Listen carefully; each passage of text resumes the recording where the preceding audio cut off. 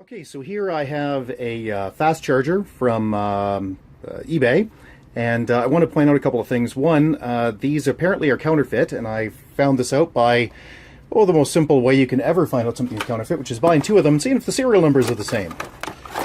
Because Samsung sure as heck won't be. So this one, I don't know whether you can see that, but it ends with KC1S.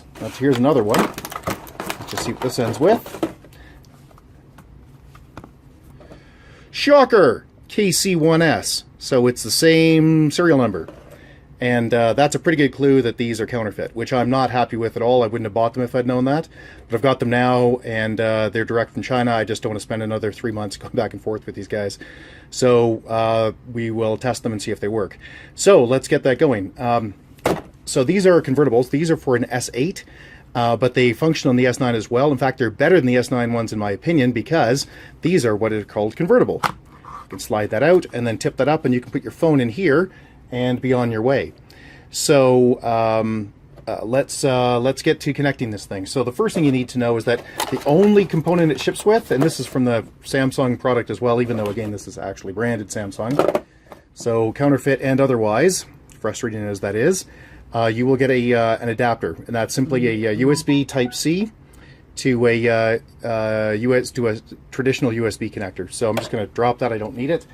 One of the things you do need to know is that these units do not ship with a USB cable that is capable of running the higher power requirements, and so you need to buy the cable and a second adapter, a second wall charger, if you want to get the maximum power.